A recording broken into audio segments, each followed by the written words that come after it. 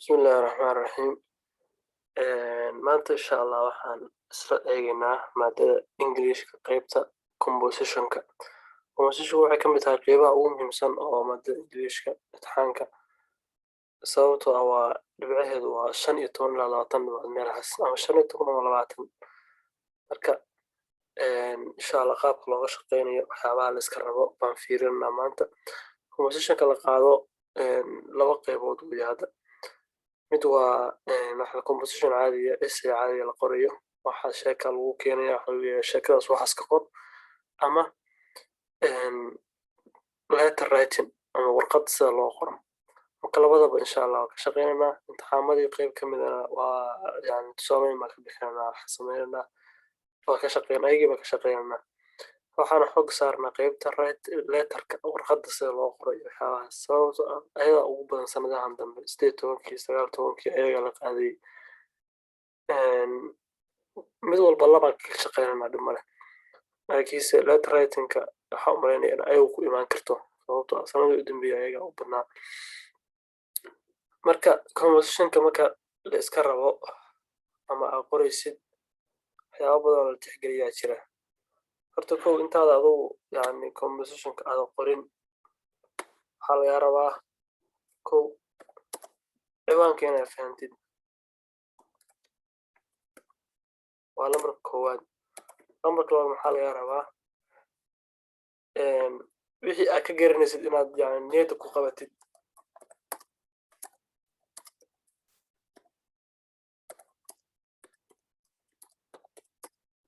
ciwaan baa lagu weydiiyey safar aad gashay ka hadal baa lagu yiri tusaale ahaan safarkaas maxaa ka garanaysaa ereyada ka haysid maxay yihiin wuxuu ma adka ereyaba saas u badan lagama rabo waxaa la yiraahdo kaliya waxaa lagaa rabaa inaad adiga mataqaana haddaa adiga wixii usoo jeedid oo isku daydid wixii waxaa arkaysa adiga warqadiiba buuxiyey. marka ardayga badanaa ardaydu tabti ayadoo maran bay ka tagaan marna waa isku dayin inaad su-aal maran aad ka tagtid mar haddaa wax uun ku qortid waxba ama ka saxmanaya ama hadday khalad noqoto laftarkeeda isku daygu waa wax wanaagsan weeye meel laga yaabaa wax yar aad 0.5 wax ku heshid meesha laba dhibac ku heli ama hal dhibic ku heshid. marka compositionka haddaad isku daydid oo wax qortid kolleyba haddaad dhibcihii oo dhan 15 wada helin ama 10 baa helaysaa ama 7 baa helaysaa. marka inaad isku daydid waa aad bay wanaagsan tahay waxa erey ka haysid baa qoraysaa. saddex shuruudaha aad buuxinayso oo lagaa rabo maxaa weeye yani xeerarka qoraalka waa inaad laftarkooda aad mataqaanaa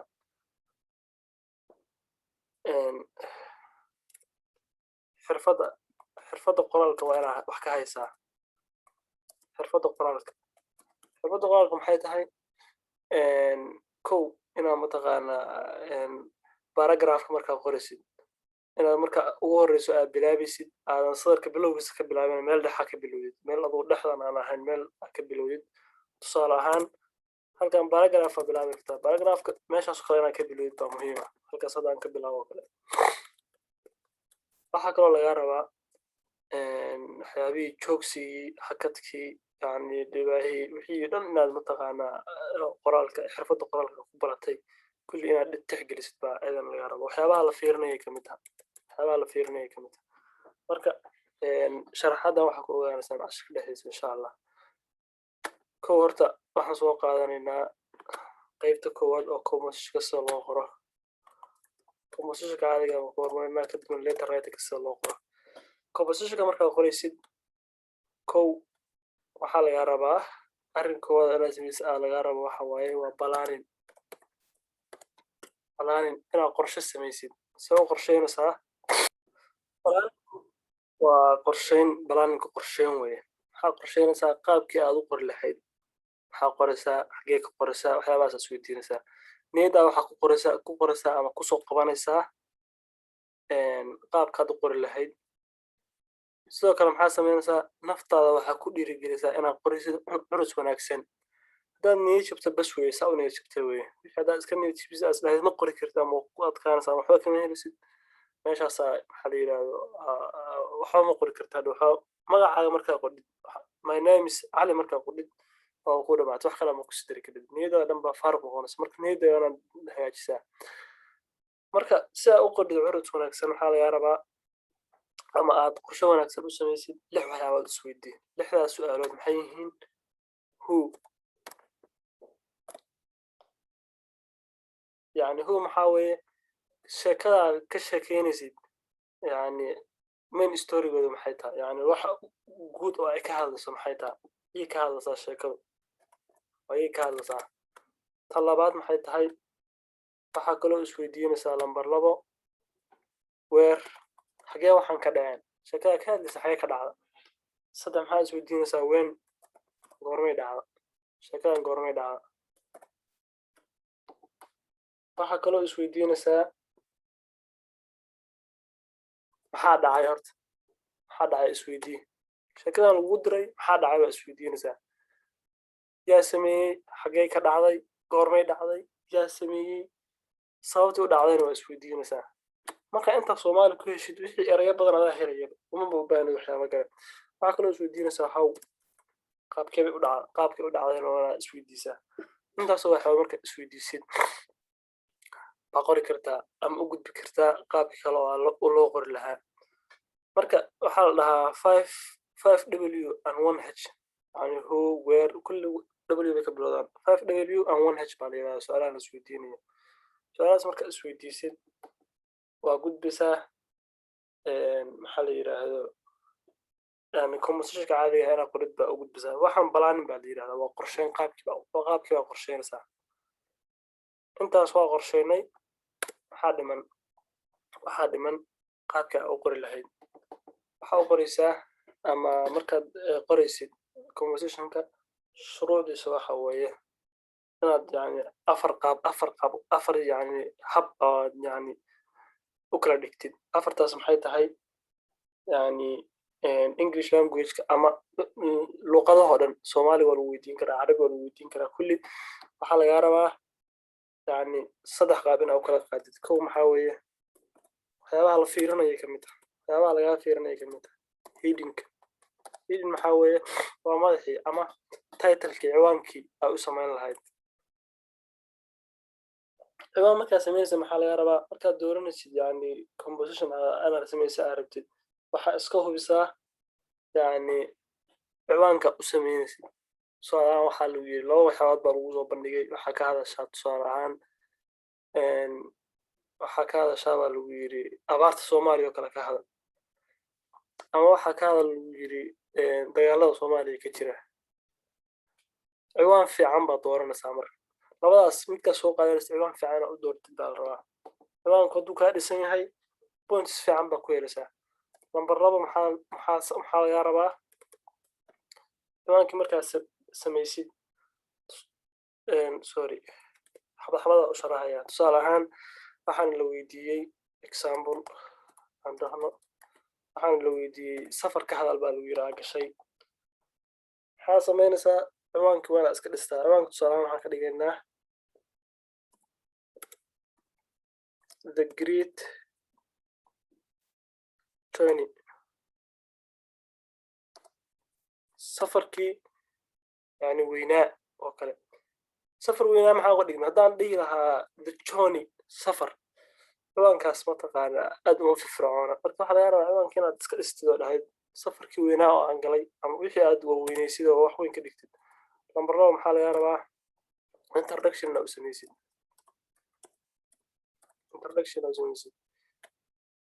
introduction maxaa weeye ciwaankii meesha aad ku samaysay baa waxaad samaynaysaa qeexitaan yar u samaynaysaa 2 sadar ama 3 sadar wax aan badnayn baa u samaynaysaa yani qeexitaan yar ama introduction yar hor u dhac yar samaynaysaa maxaan niri marka halkan introduction maxaa weeye hor u dhac u samaysid hor u dhac marka samaynaysid waxaa laga rabaa inaad iska hubisid hor u dhac inuu soo jiidan karo qofka wax akhrinaya sababtoo ah maxaa la rabaa hor u dhacan waxa ay ka dhigaysaa wax yar oo gaaban oo aan dheerayn oo mataqaanaa qofkana soo jiidan kara haddana yani uu mataqaanaa dhiirigelin uu ka helayo yani dhiirigelin waxaan ka wadaa qaybaha soo socda oo boodiga iyo waxyaabaha soo socda oo qori rabtid yani inuu yani uu siiyo himad uu siiyo oo akhrin kara laga rabaa haddaad laakiin introduction iska xumaysid waxa laga yaabaa qofkii meesha inuu uga tago introductionka maxaa sameynaysaa introductionka waa qaybta ugu horeysa oo aad qoraysid waxa la yiraahdo aad ka qoraysid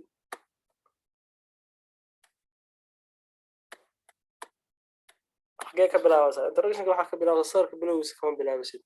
xogaa baa soo dhaaqaysaa waa paragraph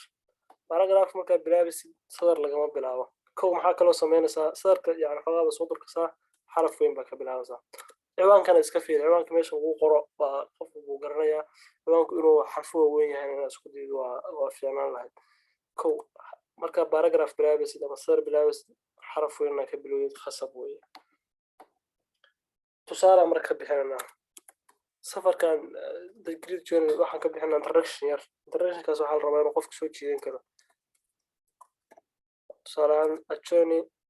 safarku is always badanaa and exciting waa wax farxad leh qof farxad geliya for all qof walba oo jumladaas wata xaraf weyn baa ka bilaabaysaa maxaa ku khatimaysaa full stop taas ilaawin sawir baa bilaabaysaa sawirka markaa bilaabaysid xaraf weyn ka bilow it always badanaa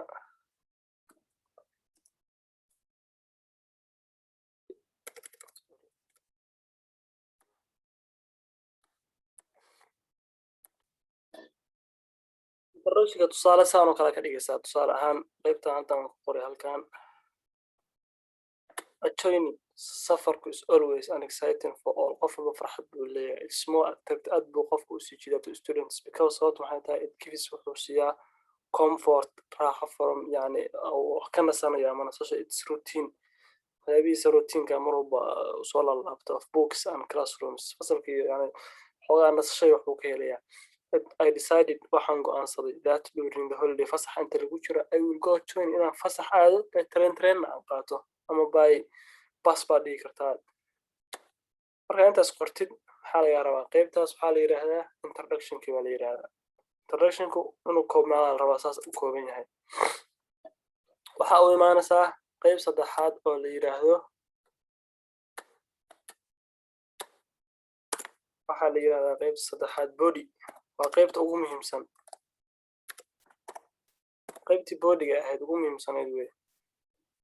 qaybtan waxaa ku sharaxaysaa ama uga hadlaysaa dhammaan waxyaabihii aad qaban lahayd aad soo qabatay ama waxaysay meesha madhay su-aalihii aad isweydiinayso dhan yani wixii dhan baa uga hadlaysaa meeshuu safarkaas ka dhacay suu u dhacay qaabku u dhacay xilligu dhacay already waa sheegtay waa yani holidayga inaad samaysid baa rabtay marka waxyaabahaas oo dhan baa ku sharaxaysaa tusaale yaraan ka qorayaa marka bodyga marka waa saas aan sheegnay waxaa sameynaysaa bodyga markaa bilaabaysid waxaa ka bilaabaysaa sawir cusub paragraph cusub baa bilaabaysaa paragraph meesha laga bilaabaya waa garanaysaa waxaa ku aadinaysaa paragraph hore meesha ka bilowday waa ku aadinaysaa xaraf weyn baa ka bilaabaysaa I had decided waxaan go'aansaday to make inaan sameeyo journey safar by train at least ugu yaraan hakad an opportunity came last year sanadka dhaweyd baa helay it was time holiday sanadkii fasax bay ahayd one of my waa sharaxaysaa yani sharaxaad fiican baa ka bixinaysaa waxaa ka garanaysid erayada ka garanaysa o dhan baa soo diyaarsanaysaa waa qoraysaa waxbaa ka biqin aduu haddaa rabtid grammarka khalad waxaa isku khalkhalad wixii inaad isku dayid baa muhiima markaad dhamaysid inta bodyga markaad dhamaysid maxaa laga rabaa qaybtii u dambeysay oo la dhaho calculation maxaa taha calculationka waxa weeye intaan taa u gelin introductionka markaad sameynaysid shuruudaa laga rabaa shuruudahaas maxay yihiin niyadda waxaa ku haysaa ama waxaa ilaalisaa sentenceka aad isticmaalaysid waxaa laga rabaa inay yihiin symbol wax iska fudud inay yihiin wax qof walba fahmi karo inay yihiin wax gaagaaban inay yihiin sentence aad u dheer lagama rabo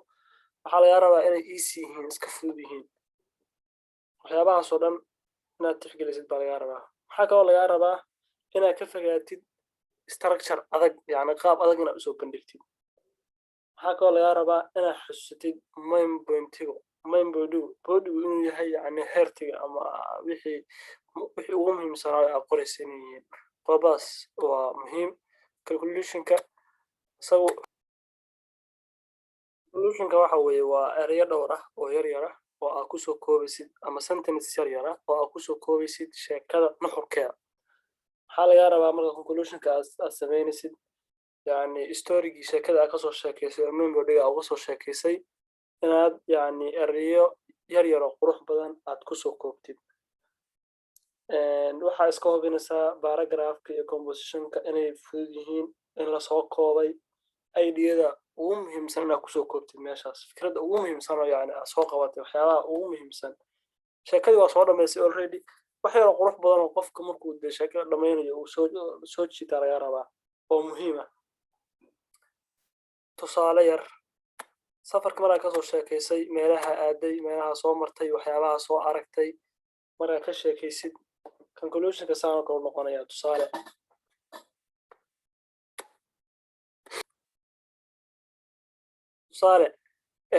it was really waxaa leedahay horta paragraph cusub baa ku bilaabaysaa xaraf weyn baa ku bilaabaysaa. it was really happy waxay ahayd wax aad u farxad badan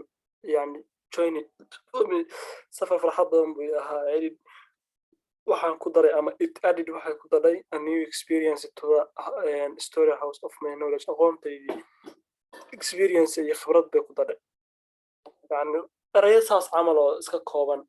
baa yani kusoo gabagabeynaysaa. marka qaabkaasaa loo qoraa compositionka caadiga. waxyaabaha kale oo aad iska fiirinaysa waxa waaye waa yani koomada full stopka waxyaabahaas. tusaale ahaan markaa yani waxyaaba taxaysid tusaale ahaan waa tusaale ahaan ugu yaraan baa tiri at least oo kale ereygan oo kale at least hakad waa inaad dhahdaa. ereyada meesha qofku uu ku istaagi karaa wax yar oo kale waa inaad hakad yara samaysaa. qof markuu hadlayo oo kale qof hadalkiis markaa qorayso oo kale waxaa isticmaalaysaa cali wuxuu yiri ama tusaale ahaan cali wuxuu yiri waxaa isticmaalaysaa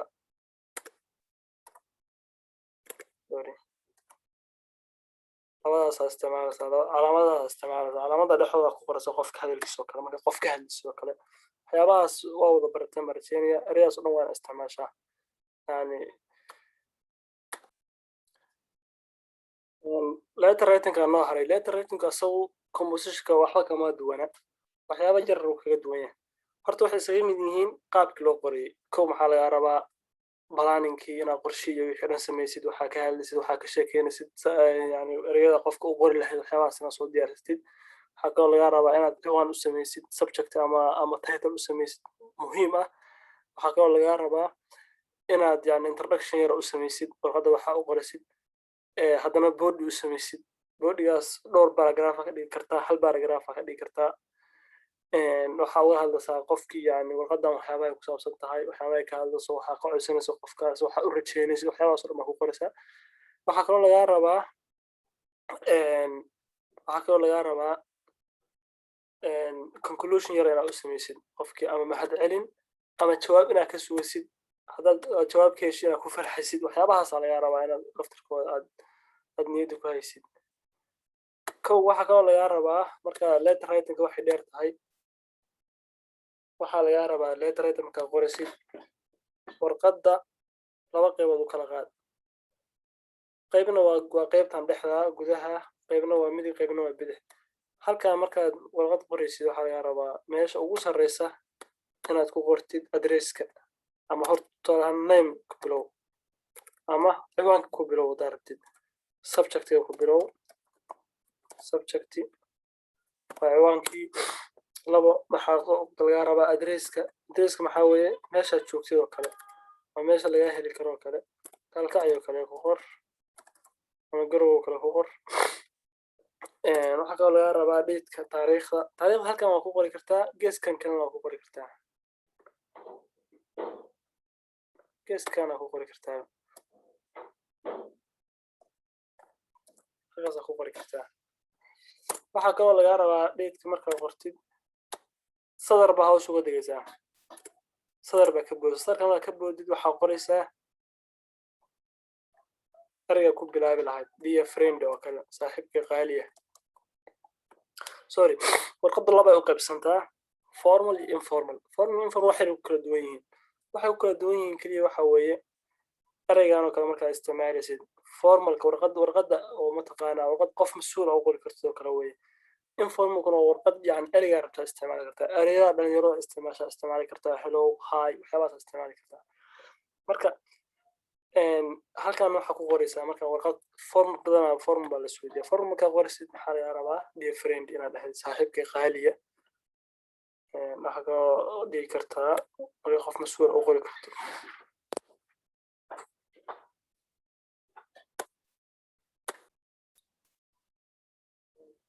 saddex barshadoo kale qofkii mas-uulka ama managerka ku qoraysaa dhiya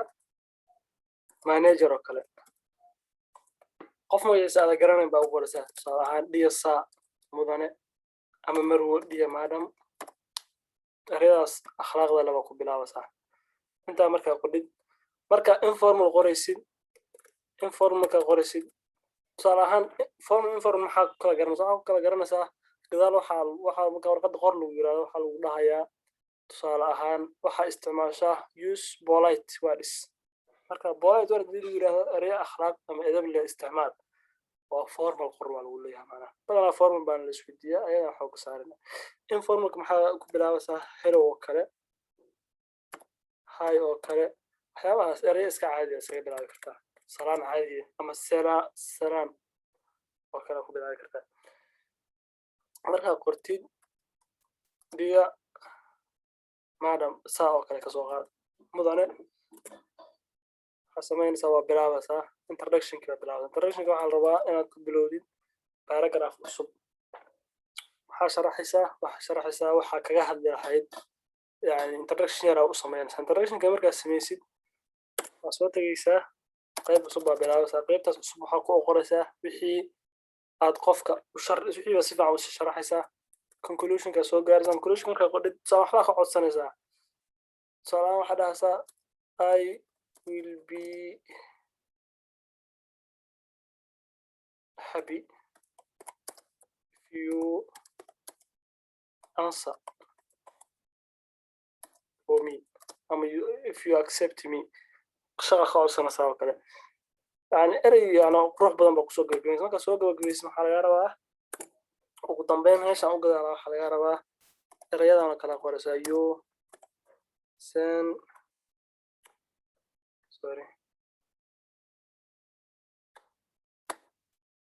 your faithful oo kale your faith markaa aad qoraysid warqad formal ah waxaa kusoo gabagabeynaysaa halkaa meesha u dambeysa sar markaad dhamaysid sar baa soo buuxaysaa waxaa qoraysaa your faithfully ama your sincerely intaasoo kale qoraysaa kadibna sadar baa ka boodaysaa ama saxiixaaga magacaaga qoraysaa maxamed jaamac cali oo kale saasay ku dhamaanaysaa waa intaas warqadda lagu sheegay waa intaas ama halkaan saxiixaaga ku qoraysaa intaas wey keliya iska hubi meesha u sarreysa waxaa ku qoraysid iyo meesha u dambeysa waxaa kusoo gabagabeynaysid warqad tusaalooyinkii baan tusayaa marka ama imtixaamadii aan kasoo shaqeeyey baan u galaynaa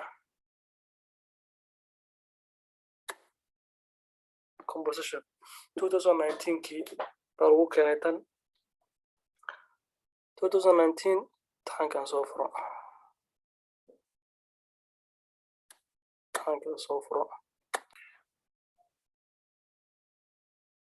halkan waxaa lagu weydiiyey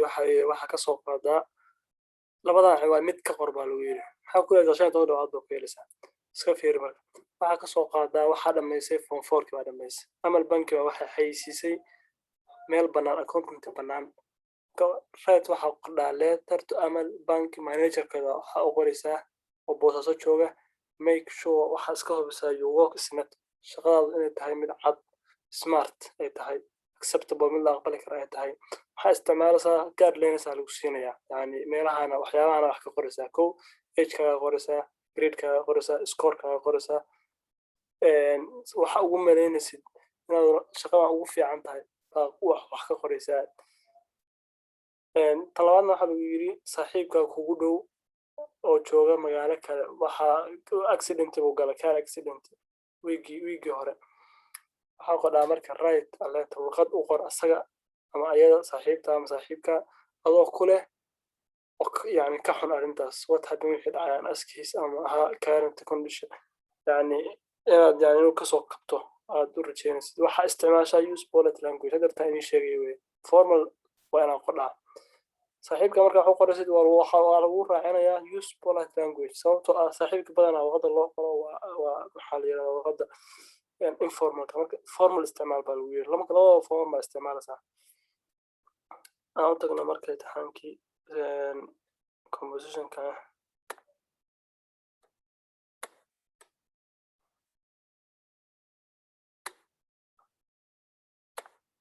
لكن كوم حال غير تكواد بس هو أمل مانجر كذا كوم حال قريسة شو application key يعني إعلان key إعلان حاجة اللي تشو application لا تفرقت هتشغل كويس نسيت أدريس كوا قري قال كايان جوجا لمبر كاجا دار تقريسة إيميل كاجا قريسة وحالا قصص حاجة قري كرتا دارت أسكت دينسا لكن سو مهم ما دام الشقاء نسيت لمبر كاجا أدريس كاجا وأنا قدا يعني شركة أو قريسة وقر أما البنكي بوساس بري وماشي قف جوا ليت قر أنت قومي مسوحة ويا وإيميل iyo address-kan iyo date-ka mar raaqateen date-ka markaa qordhid waa kasoo boodaysaa hal sar baa ka boodaysaa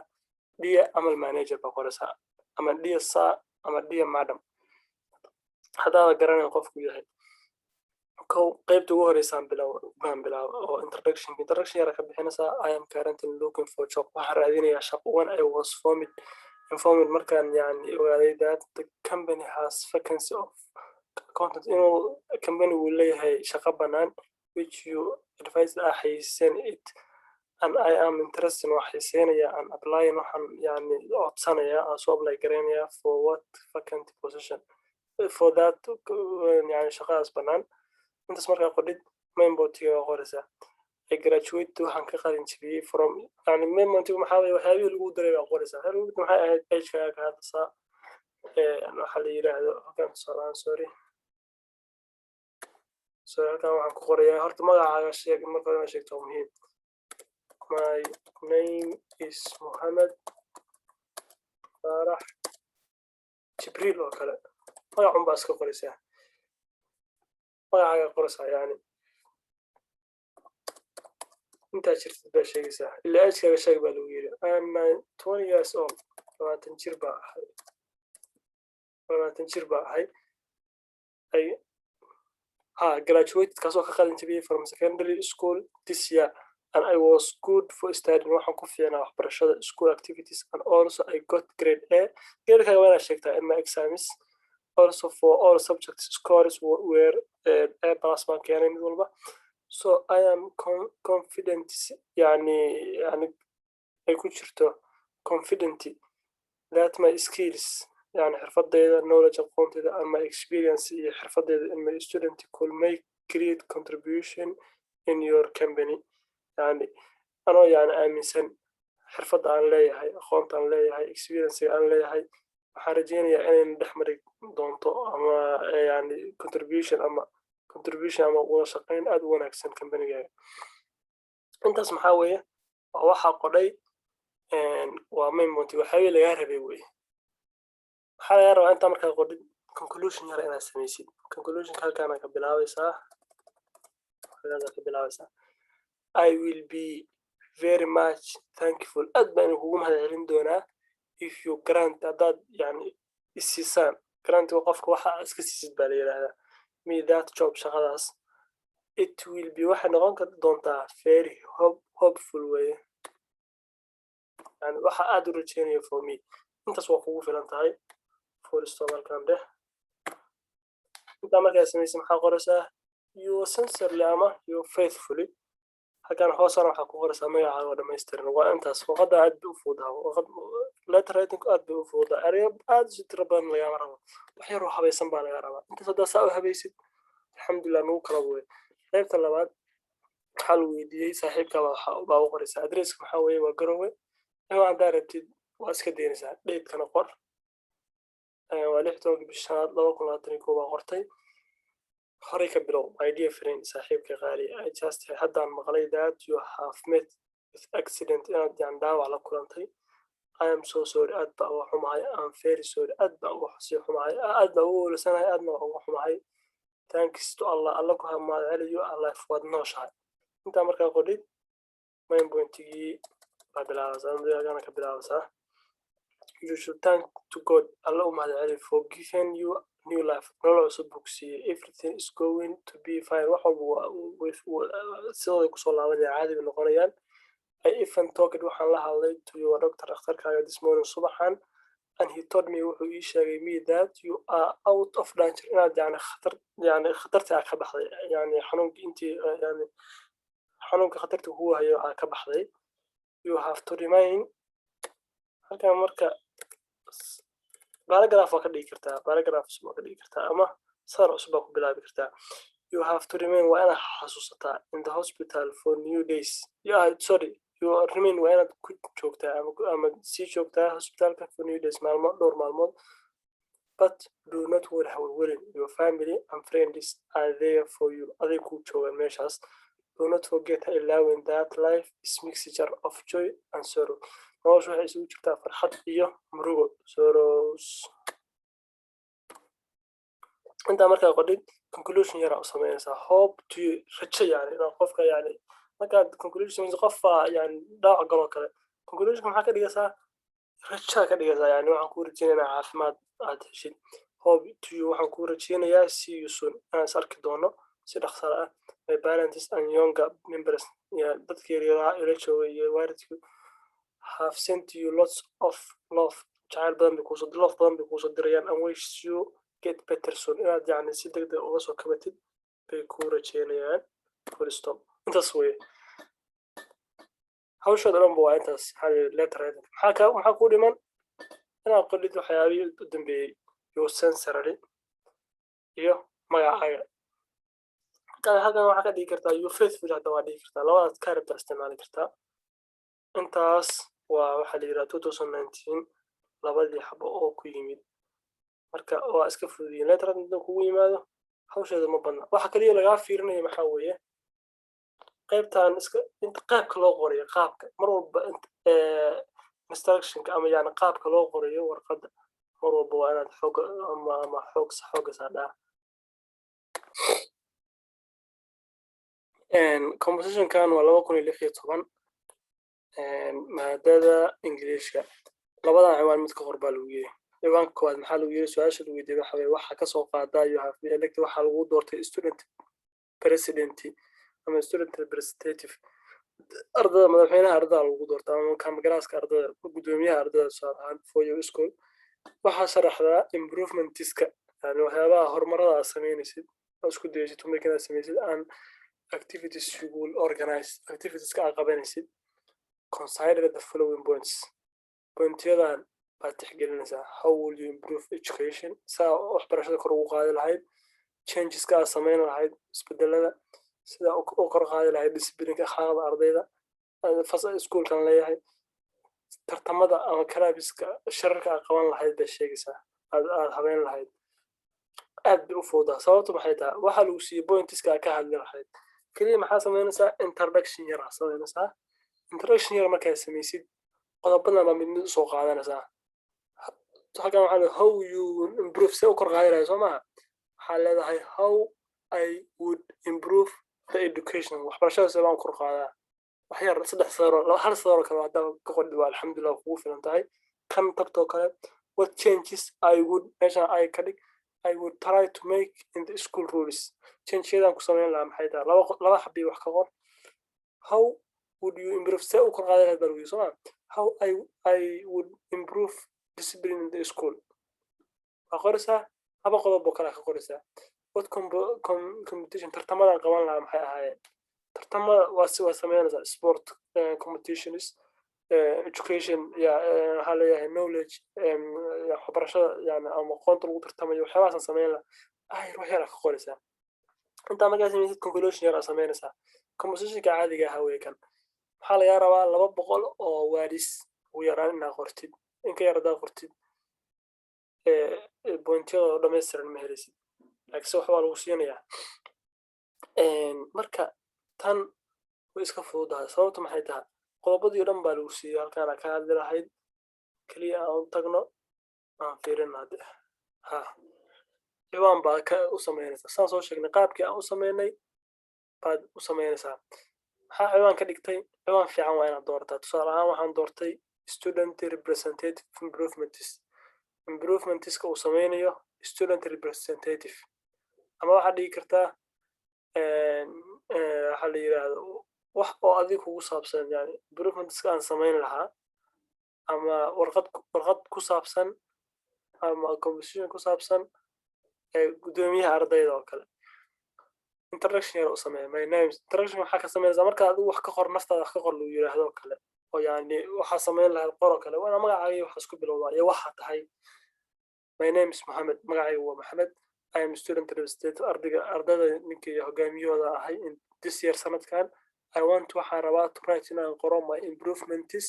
and activities improvementska iyo activitieskan ka qaban lahaa my schoolkan ka qaban lahaa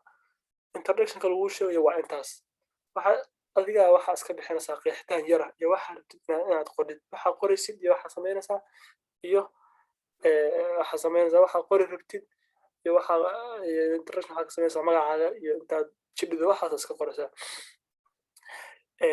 main body-ga waxa qoraysaa afartii qodob oo lagu siiyay baad xoog saaraysaa maxaa tiri the way I see sidaan u arko it is it as student as student ka arday ahaan representative yani gudoomiye ka arday ahaan I have 4 main duties afar hawlood baan qabanayaa basic for my improvements kaya ku saabsan marka intaas samaysid laba dhibcood waana qodhaa marka qodob ka hadlaysid laba dhibcood waana saadhaa improving education by waxaan kor u qaadayaa education ama hadda qodobka hadda sida hadda soo qaadanaysaa what improvement I would try to make okay tusaalahan improvements ka aan isku dayo inaan sameeyo maxaa kamid ah promoting value of students of students dhiirigelin ardayda aan sameynaya staff iyo shaqaalaha working together inay si wada jir u sameeyaan to build si loo dhiso better education waxbarasho wanaagsan from yani horumar wanaagsan waxbarasho u yeelato receiving training inaan helno yani training ama tababaro and support and taageero student and teachers making contact inaan xiriir la sameyno with teachers and improvement to improve some kor ugu qaado education waxbarashada improvements ka sameynaya wixii niyadda ku jirna waa qoraysaa oo kale laba qodobka labaad lagu siiyay muxuu ahaa make changes yani change-yada aad sameyn rabtid ama isbedelada aad sameyn rabtid maxaa kamid ah availability of teaching staff macallimiin ku habboon la helo baan ka shaqeynaynaa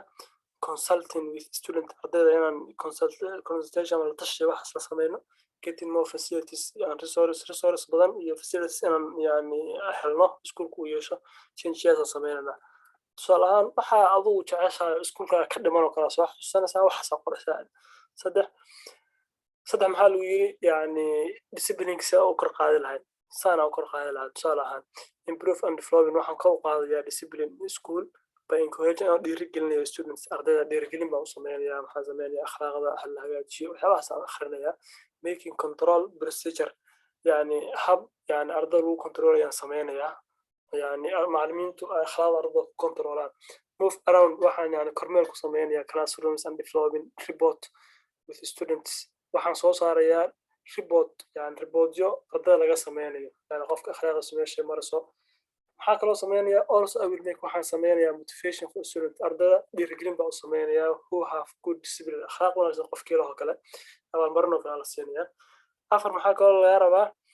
oo qodobkii afraad ka hadal uu yiri organizing waxaan soo abaabulayaa